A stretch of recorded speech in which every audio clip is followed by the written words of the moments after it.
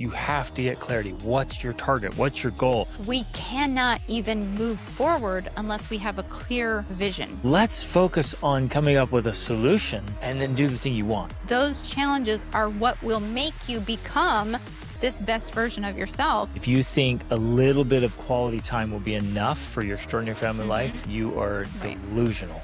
Ladies and gentlemen, welcome to the Extraordinary Family Life podcast. We are your hosts, Greg and Rachel Denning, and as always, doing everything in our power to help you create your extraordinary family life and wake up every day happy, well, joyful, excited, fulfilled, like looking forward to living the life you dream of instead of, as in some cases, the nightmare you're living in, right? Because you're living the family dream.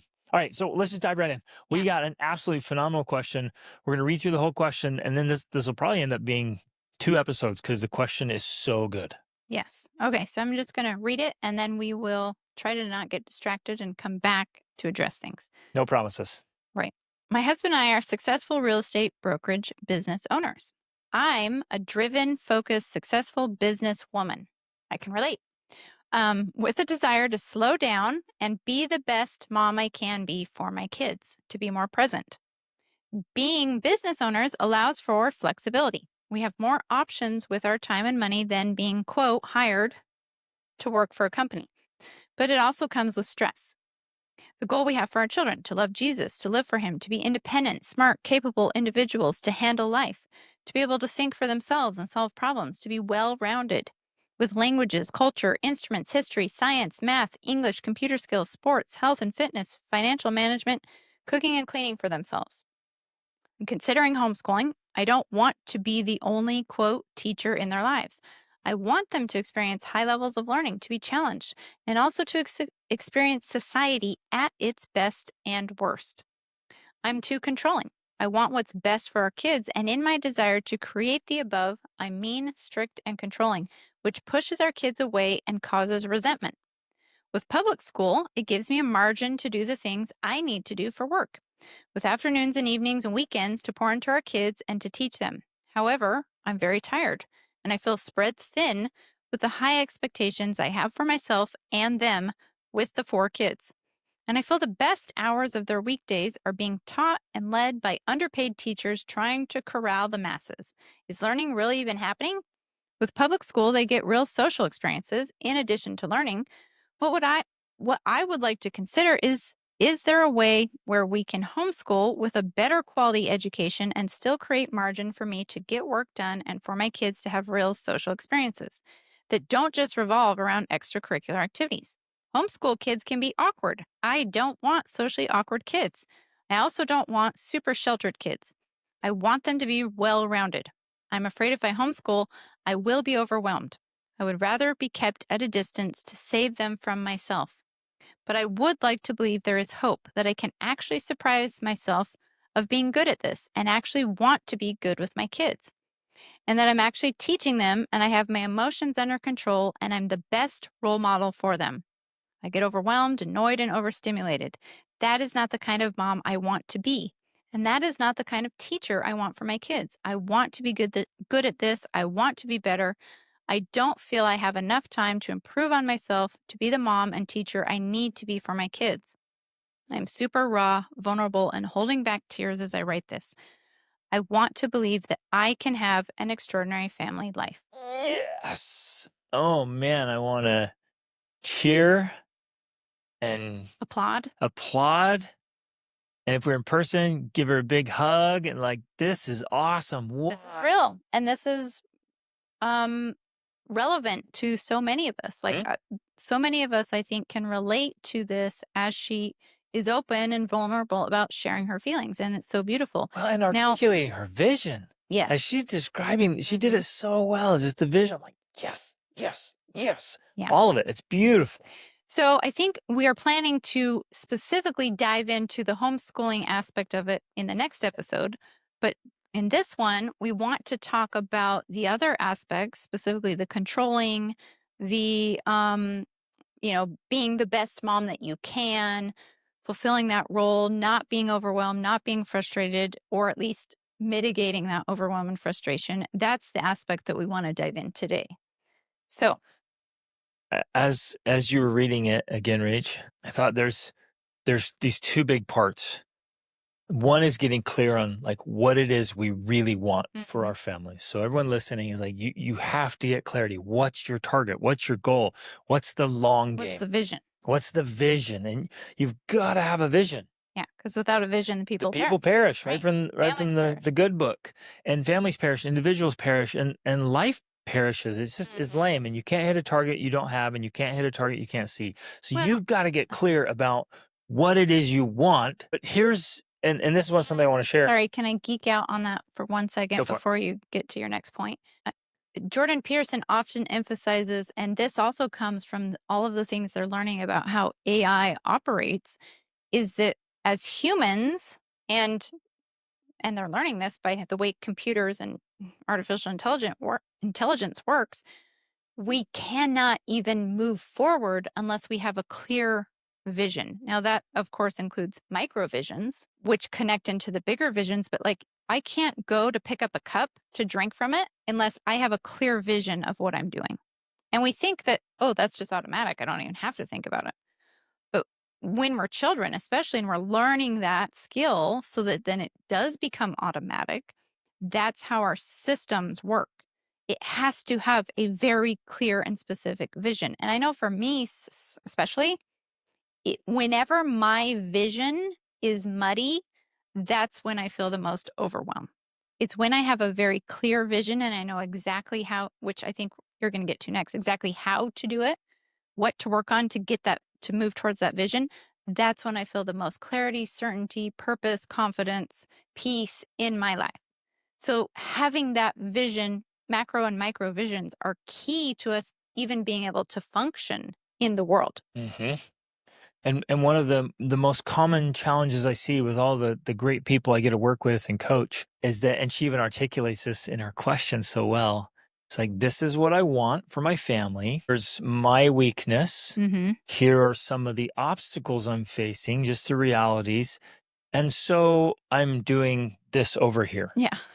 And you're like, wait a minute. Whoa. And I see this a lot. In fact, I had another coaching client this week, same situation. It's like, I want this. Here's the challenge. So I'm doing this over here. And it's like almost unrelated. I'm like, well, wait, what does this have to do with that? And she says it in there. She's like, well, I'll just send him to school because I struggle with this thing. I'm like, no, let's focus on coming up with a solution to the problem. And then do the thing you want. So I guess that's what I want to say right out the gates here. This was the point that I interrupted? Yes.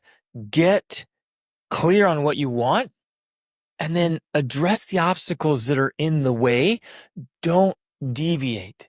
Sometimes we see what we want. We see an obstacle. We feel overwhelmed. We feel like I struggle with that. So I'm just going to go over here. And we take a tangent. And what we're doing is acquiescing. We're settling in a way. We're avoiding. We're doing whatever. And we're like, that's really, truly the path I want to go up. But I know it'll be hard for me and I can see the obstacles. So I'm going to take this other path over here. That at the time seems a little bit easier, a little simpler, a little more straightforward. All of the things. Yeah. But ultimately that path doesn't take you where you want to go. Exactly. So one goes up to the summit, the other just goes around the mountain perpetually. Right. And you're like, man, I really want to go up there, but that looks hard. So I'll take this one over here. And so you just go around and around the mountain and your whole life you'll live with disappointments. Yeah. And frustrations because you never summited. You never went up where you wanted to go. Right. And you're like, well, yeah, but if I go up, that means I have to face these obstacles. I have to overcome my weaknesses. Yeah, exactly. That's great. And that's why Rachel and I do what we do. We're going to give you the tools and strategies to get through those obstacles and around those obstacles and over those obstacles and overcome your weaknesses. It's all through leverage and tools and systems. Yeah. So you get the right systems in place. You're like, oh, there goes the problem that was preventing me from what I really wanted.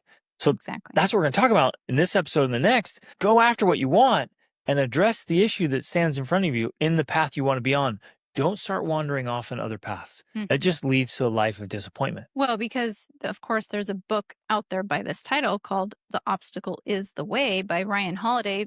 And he took his entire premise from, I think it's Marcus Aurelius, and the wording is in exactly the same. The impediment. He says Marcus Aurelius wrote in his personal journal, we often think the impediment is in the way, stands in the way, but the impediment is the way. right. And essentially what that means is that the very thing that we are afraid of, the very thing that's overwhelming us, when we face it head on and move into it and lean into it, that is the thing that actually helps us grow into the person who can then achieve whatever it is we envision achieving, Exactly. right?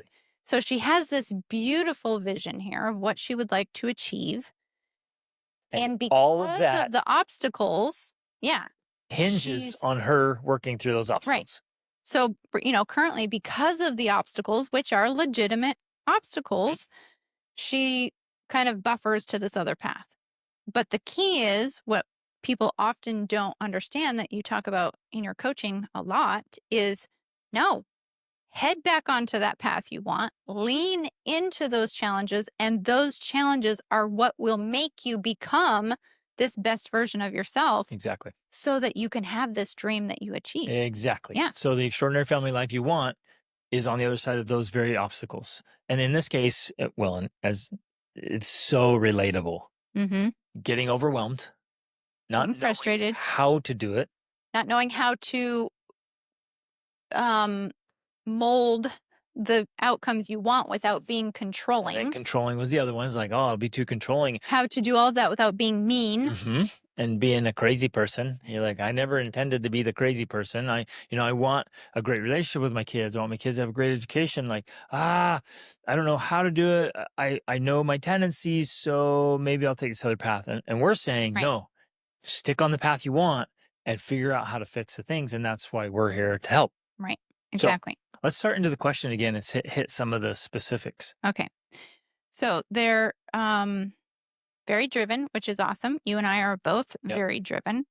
Man, what's being articulated here is most of the people we get to work with is ambitious, driven, like big goals and dreams and high standards. That's a great thing. Yeah. It's wonderful. And it brings with it all of these other challenges that she articulated with. So I guess the big thing is like, you're not alone. And the people listening, I'm sure, can relate. Like, I want all these great things too. And wow, it's a lot. Yeah. So I love this here though, because almost right away in the first paragraph, she says that she is driven and focused and successful with a desire to slow down and be the best mom I can be for my kids, to be more present. Yep. And so she's recognizing that dissonance that's occurring, like, well, I am all of these things and apparently she's good at it and it's fulfilling and it's motivating, but at the same time she's noticing, well, wait, I'm not that present with my kids. I'm going too fast, right? Because kids do require that. They require that slowness, for us to be with them in the moment. And presence. Yeah, and our presence. And man, I gotta drop a hammer here. So many people, especially ambitious people, are shouting this message of quality over quantity. And I say bogus. That is an absolute myth. And if you think a little bit of quality time will be enough for your extraordinary family life, you are delusional. They need quantity as well. So we have to have quality and quantity. Yeah. And in fact, there's a lot of research now, I think specifically from like Erica Comeiser, that backs that up. You have to have not just quality time, but quantity time, especially during key developmental phases of a child's life. Which is 0 to 25. Yeah, pretty much.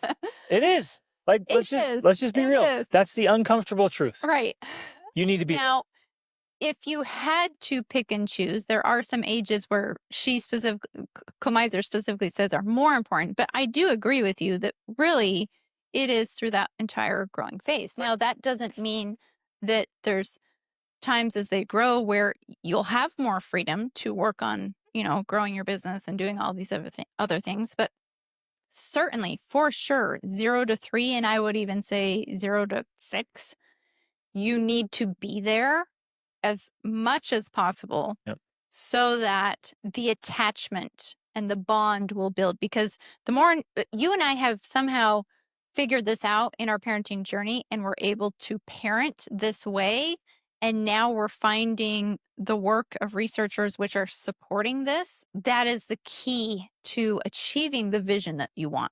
Whatever vision you have with your family, if you could boil it down to its essence, it would be attachment.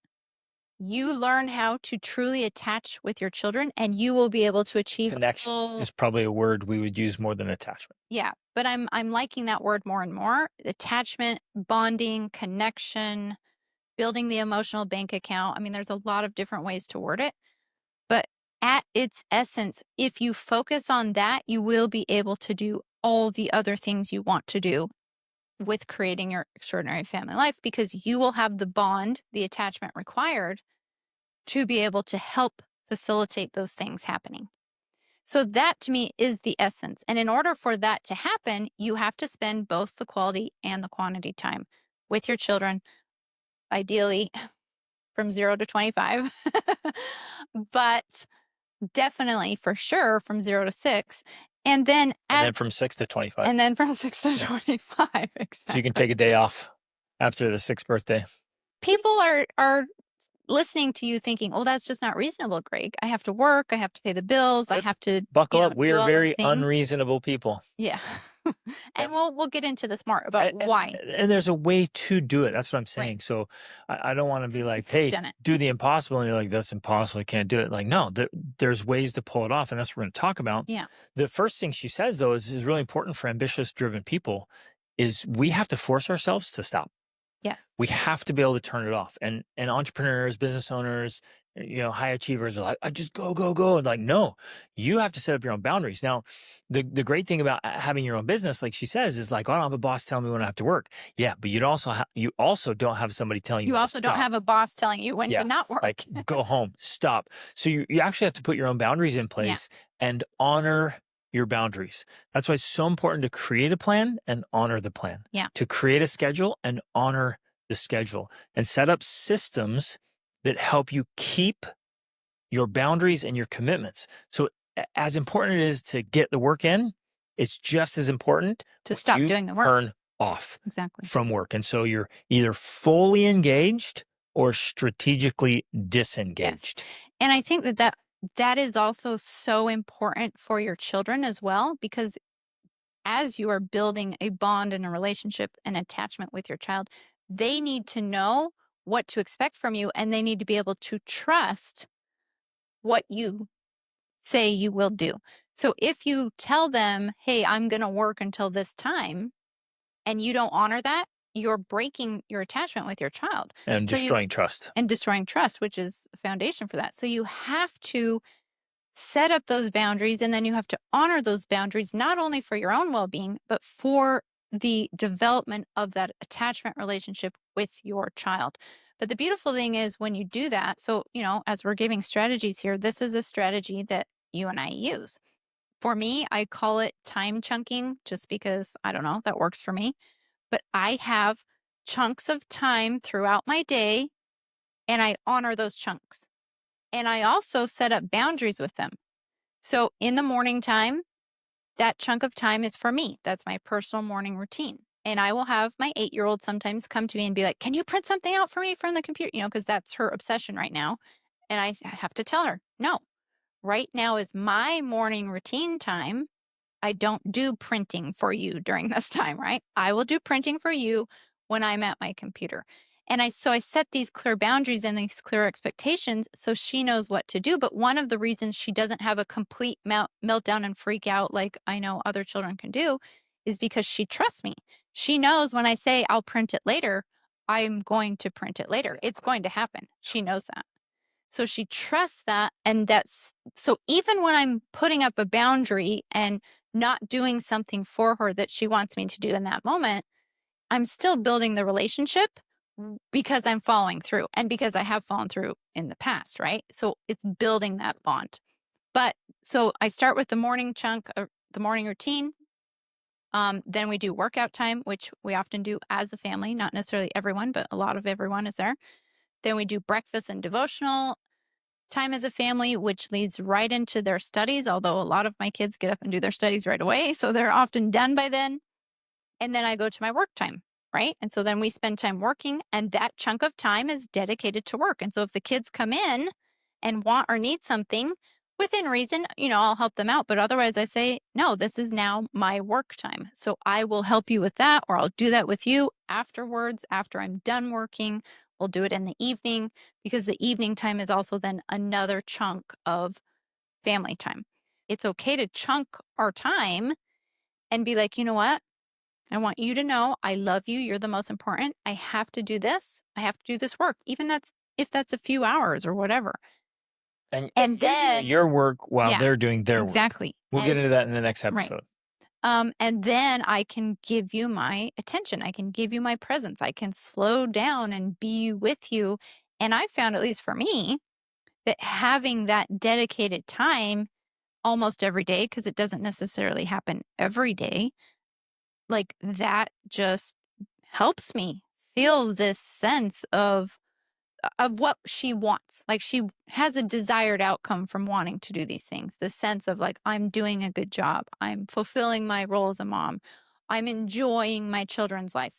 I get that sense when I practice these things and when I have that chunk of time to be able to be present with. Mhm. Well, in that way, because what's happening is you're meeting all your needs and desires Exactly. and their needs and Right. desires. And my business's needs and Yep. desires, and exactly all of So- the things are being met. And it all comes down to being more strategic. Yeah.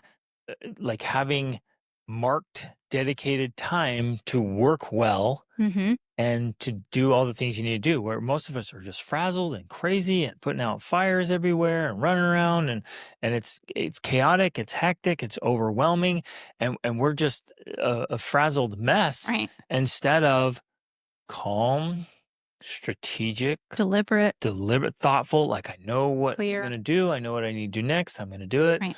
Like, and I want to invite all of you to lean into this idea that even in the midst of chaos, which family life is chaotic, and then if you own a business on top of that, there's a lot of chaos. It's possible, in fact, preferable, to be calm and Mm-hmm. operate with a sense of urgency, but just keep your cool. There's no reason to just lose it. Well, and it's very fascinating to me as well, because you don't realize this when you're in it, but when you step back and when you study it, it's actually better for us to operate that way. A lot of times, I know I especially used to do this, but I can still be tempted to do this sometimes. When you think about your business goals or your financial goals and you want to work on them, and you just think, I just need to work, work, work, work, work all the time. Like, that's the best thing I should do, nonstop work, because then that would help me. But I've learned from past experience that actually sabotages you, because as human beings, we work better when we can switch off. Like, if I have a dedicated amount of time focused on building my business, but then at least, and I won't use the word every day, but I would say at least multiple times per week, I also stop working on that and I dedicate it to my family or to my relationship or whatever. It is actually better for my business. I will be more productive. Yep. I will have more clarity. I will have more insights. I will have more energy when I strategically disengage from my business and engage with my family. That's science backed right there. It just helps you be a better person overall, because you're not burning yourself out by just working nonstop on the one thing. Yep. I love that. And this is a good lead into the next kind of big obstacle, is being controlling. So when you feel like Mhm. you're leading effectively, you have great attachment and connection with your kids, you're taking care of your business, you're taking care of yourself, your kids actually listen to you, and you've got good things set up for them and they're following through, you don't have to be or feel like you need to be controlling. It's a very, very common thing for good parents to be controlling parents.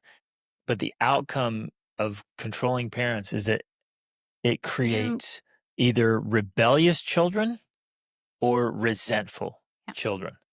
And those are the outcomes. And so it backfires. Yeah. So you actually don't get the results you want because you try to control the results. I mean, it's one of these ironies of the universe that the more we try to control certain outcomes, the less we get the outcomes we want. And it's really it really is this difficult balance I've found to try to find, because as driven people, and in fact, I mean, you and I live by mottos such as I'll either find a way or I'll make one, right? I mean, that sounds like the epitome of control, but we've also learned to balance that with this essence of surrender, right? And I think we got that early on from like Wayne Dyer, where he's ultimately like, you just have to surrender.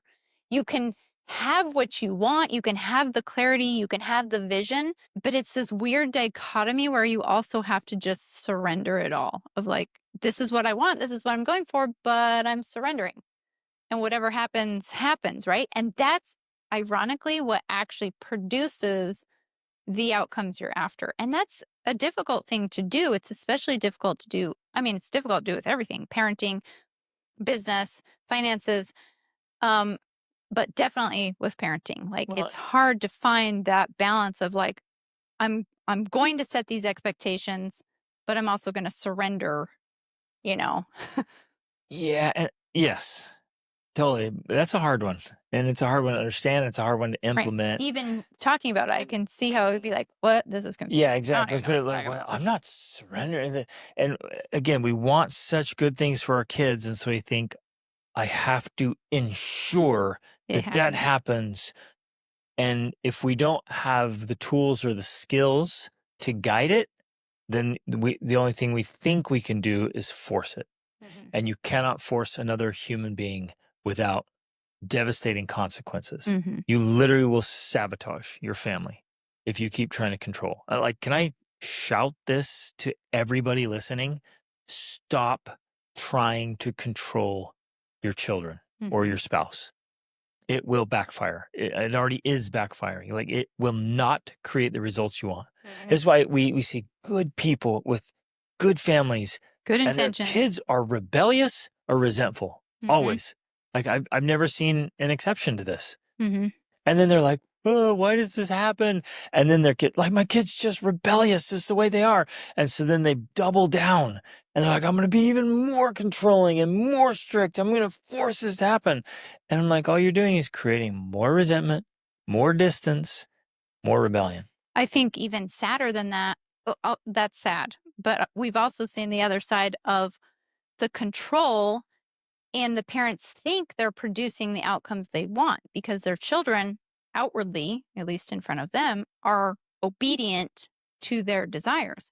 But what's sad for us, because we have this very unique insight into people's lives from leading trips, from, our teens' interactions, we get to see that behind the scenes, they are secretly rebelling, right? Or they're secretly resenting, Yep. even if their parents don't know about it. And Yep. that also is a failure in my mind. All the time. If It's so kids sad. are doing what you want, but inwardly they're secretly resenting it, Yep. will willingly obey when you're not around or they have the opportunity. So they obey when you are around. Yeah. And then as soon as you're not, you turn your back or you go away, they're into Right. their rebellion. Yeah. And we see that all the time. And they tell us that. We have Mhm. this open, beautiful, trusting, safe relationship.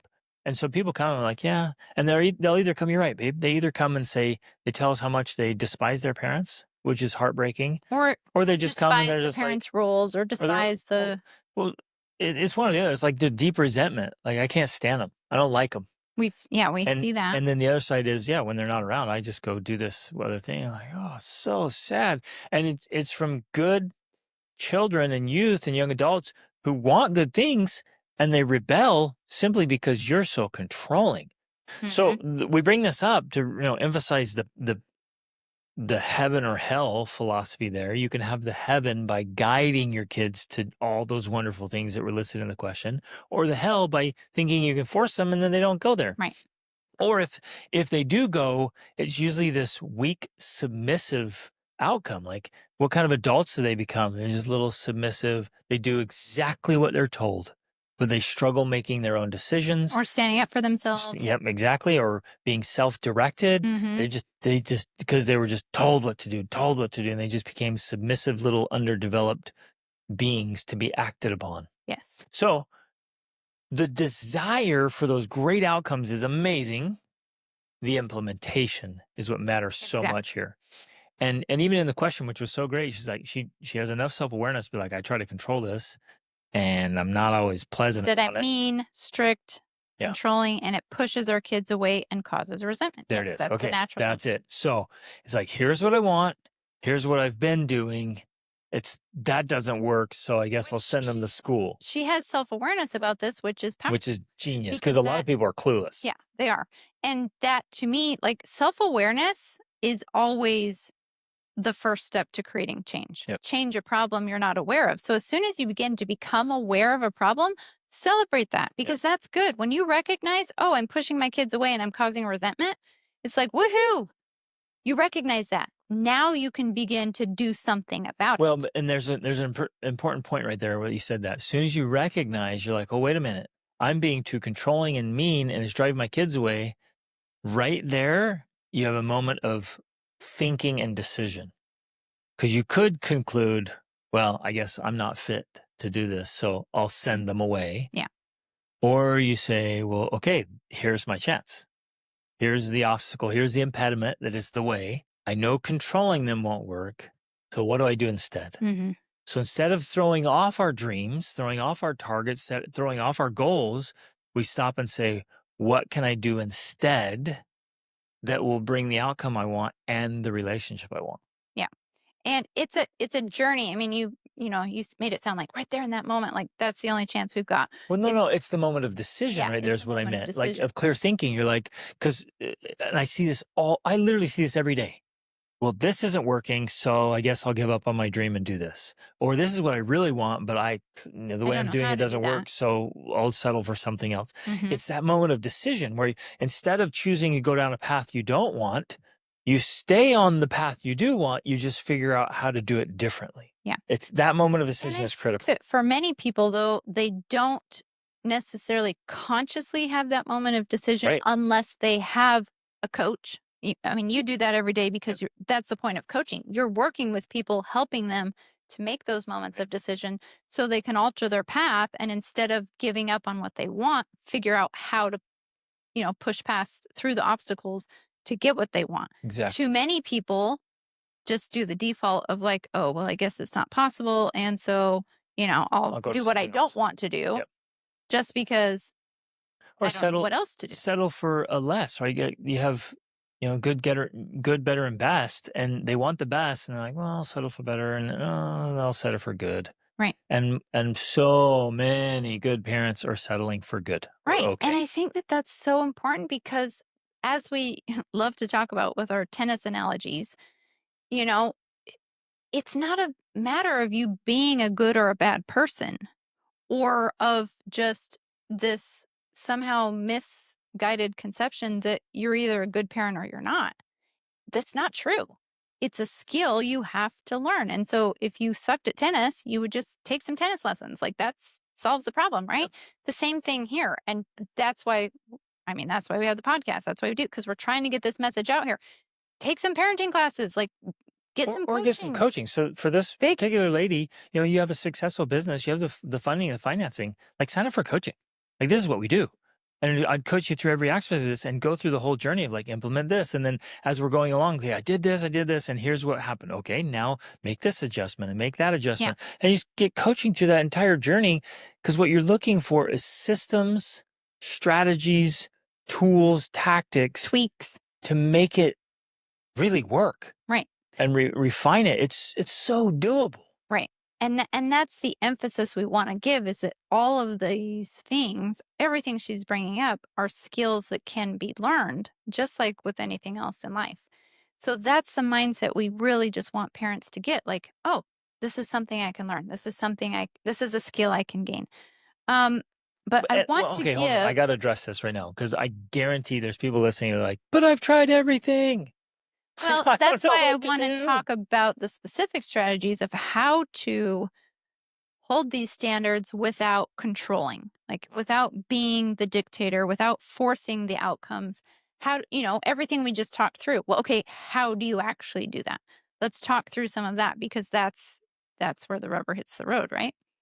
So I think that, and this will tie back into my confusing remarks about surrendering and letting go and all of that. but I have to continue to emphasize these things because I know that at least for me, it's made a huge difference in my parenting approach and in my parenting outcomes. Because I know when I started out, I felt this need to just like control. Like I wanted to just make sure my kids did everything the right way and everything, the way I wanted it to do and the way that was perfect for them to become the perfect children I had envisioned. Like I know I felt that and that would come out in my parenting. And so as I learned to navigate this, and you guys know I love the yin and yang symbol. In fact, ironically, I remember I loved it since a child or a teen. Like I just loved the yin and the yang. And it represents to me this balance between two opposing forces, essentially. So you have this force of vision, of intention, of desired outcomes. And so in this case, it's the vision of your family and what you want it to become. Her whole beautiful list of like, I want them to be in science and math and fitness and financial management and cooking and cleaning, like all of these things. That's your vision. And it's beautiful and it's wonderful and it's necessary. We have to have visions like that. But then the opposing force is this control, this forcing, this making our family be perfect so that we can reach those outcomes that we want, right? And we have to learn how to have the appropriate amount of yin and yang between the vision and the implementation, right? So that then it becomes balanced and you have a mix of equal parts instead of one side completely taking over the other side, because that's when we get all of the things we don't want. That's when we get the unhealthy outcomes, the resentment, the rebellion. That's what comes from having one force being too strong in your life or in the family. I think that's why a lot of people, when they come stay with us, they see that we're both super chill and super intense. Yeah. And we have the yin and the yang, and that it works like a champ. But if I'm super intense all the time with everything, the kids, there'll be a horrible reaction. If I'm super chill all the time, there'll be a horrible reaction. So either way creates a terrible outcome that you don't want. Right. So you have to find this balance, this art and the science of having a very high standards and holding them, and then having other aspects that really don't matter. And you're like, yeah, do whatever you want. Where we see a lot of parents, they're either, be free, child, do whatever you want. And there's no boundaries and kids can't function like that. Work. Or the parents are super strict and controlling with every little last thing. And it's insane. It's micromanaging and it is crazy. And that doesn't work. Yeah. So we'll be hardcore. Like there's certain things that just will not be allowed in our home, in our family, in our kids' life, period, hard stop. And then there's all kinds of things like, well, your choice, you get the consequences. Like you eat that donut, like no donuts in my house, right? You try to bring donuts in my house, those suckers are going right out to my pigs. I'm going, like giving them my pigs immediately. Like, what? Did you just bring that to my house? And I'll be fun about it and playful, but it's unacceptable. Like we can laugh, joke, that's really funny. They're going outside the pigs. I'm like, no, I just bought those. I don't give a crap. They're going out to my pigs. Right. And so we can be playful and hold the boundary. But then if we're out and about and they go and they're like, activity, where they have donuts. Why churches? They just want to kill all their members so they can send them to heaven and prepare them to heaven and killing them. So they offer it, and my kids are like, I really want a donut. I'm like, okay, man, it's your choice. Like you eating that won't affect my body, but I promise it'll affect yours. But it's your choice. And so they'll do it occasionally. Usually when they're little, and then they're like, "Oh, I feel so sick." I'm like, "Yep." And so, but we let them choose and make that choice, making them feel bad or like guilt it's on you. Them, we teach them and say, "Go ahead," and they'll have it. And then, but over time, they just eventually stop accepting it. Even at first, when they're little, like, "Oh, they gave it to me. What do I do with it?" I'm like, "Throw it away." And then later on, they just have the courage to say, "No, thanks. I don't want that. I don't eat that." And it's amazing. Then they make their own choices when we're not around. Yeah, that's the goal. And while you're talking about this and I'm thinking about our lives and, these principles that we try to teach, I do realize that people get these misconceptions, like you mentioned before, where they think that we are just super strict parents, like everything is regimented, everything is scheduled, structured, strict, which is not the case. And so I'm trying to, in my brain here, like, think about the difference. Like, what does it look like? Because we'll tell people like, oh, our kids aren't quote unquote allowed to have breakfast until they've done their morning routine, right? We're strict about morning routines. And so people probably imagine it's like, here we are, these drill sergeants of like, do your morning routine and then you can be Standing fed. guard in the Right. kitchen, and you will be beaten if you cross the line. Right. It's like, Or, no. you have to show up like a soldier and everything's perfect. And so as I'm thinking about that, I'm like, okay, yeah, we're strict about teaching the principle of the morning routine. That's a chunk of time in the morning where each of us are involved in our own personal morning routine. So, as far as the strictness goes, we're holding those boundaries of like, I'm doing my morning routine. I'm teaching you the principle of you should be doing your morning routine. For young ones, we outline what that could include, certain non negotiables like brushing your teeth, right? Or getting dressed or making your bed. But when it comes to implementation, they decide. That's where the freedom lies, I guess. If they want to get up and first brush their teeth and then make their bed, great. If they want to put on some whatever outfit, great. I'm not dictating what they wear and how it looks and this and that. They get to choose what they're wearing. And oftentimes I'm like, well, it's a little sloppy. But the point is, I'm not controlling every little aspect of their lives. The rule is morning routines because that's a principle we live in our life because it's valuable. But how that morning routine looks like for you and when you do it and how you do it and where you do it, you get to decide all of those factors. And so, in a way, that becomes this framework because then we simply repeat that process throughout the day. Like that's repeated with study time, that's repeated with work time, chore time. It's a formula that's repeated of like, here's the boundaries, but within those boundaries, you decide how it plays out. Yep. Right? You decide for yourself how you live this aspect of your life. And it works so well. Like, I can't remember the last time we had to, like, quote, enforce it. Right. You just model it, teach it, model it, teach it, hold the boundary a little bit, just a couple of times. And then they love it. They're in it. They want to do it. Yeah. And they do it automatically. As soon as Guests they come get up. over. I mean, your mom came to stay with us. She was like, this boy's bedroom is amazing. And it was funny at the time. I was like, oh, it's a little bit messy right now.